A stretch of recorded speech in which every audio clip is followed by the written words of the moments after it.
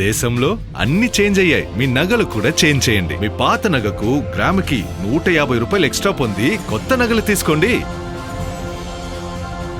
అదే తక్కువ తరుగుకు మీ లలితలో మాత్రమే.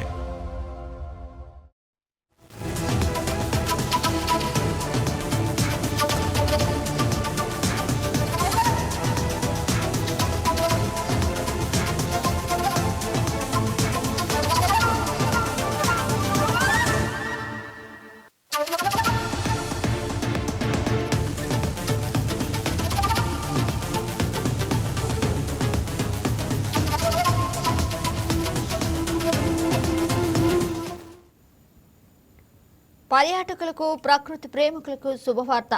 గోదావరి నదిలో రమణీయ దృశ్యాలకు నెలవైన పాపికొండల విహారయాత్రకు మార్గం సుగమమైంది. సాంకేతిక కారణాలతో సుమారు 20 రోజుల పాటు నిలిచిపోయిన బోటు సేవలను తిరిగి ప్రారంభించేందుకు అధికారులు అనుమతులు మంజూరు చేశారు. నేటి నుంచి ఈ సేవలు పునఃప్రారంభం కానున్నాయి.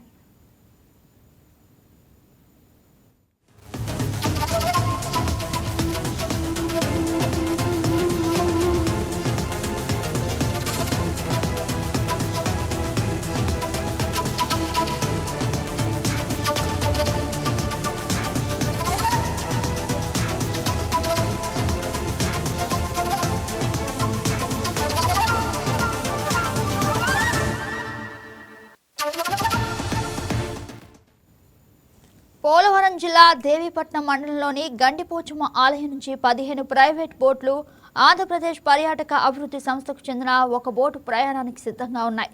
Rampachodavaram revenue divisional officer Swathi, joint collector Prashant Kumar నేతృత్వంలోని అధికారుల బృందం భద్రతా ఏర్పాట్లను, బోట్ల స్థితిగతులను సమీక్షించిన అనంతరం ఈ నిర్ణయం తీసుకుంది. గత నెల జూన్ 14న గండిపోచమ్మ ఆలయం నుంచి పాపికొండలకు వెళ్తున్న ఒక పర్యాటక బోట్లో దేవీపట్నం పోలీస్ స్టేషన్ సమీపంలో సాంకేతిక లోపం తలెత్తింది.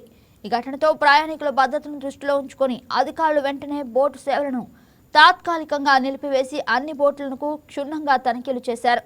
ప్రస్తుతం అన్ని బోట్లను పరిశీలించి అనుమతులు మంజూరు చేశామని జలవనరుల శాఖ అసిస్టెంట్ ఇంజనీర్ భాస్కర్ ధృవీకరించారు.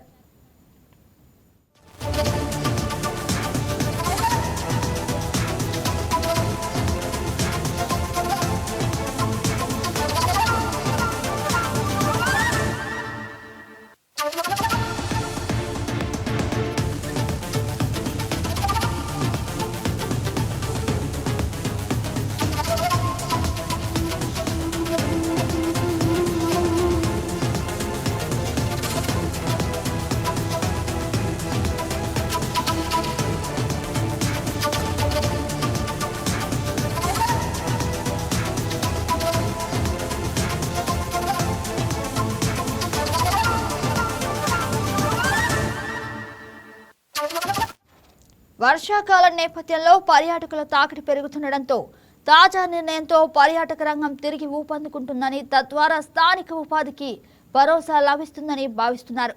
ప్రయాణికుల భద్రతకు అత్యంత ప్రాధాన్యతనిస్తూ కఠినమైన నిబంధనల నడుమ ఈ సేవలను కొనసాగిస్తామని అధికారులు స్పష్టం చేశారు.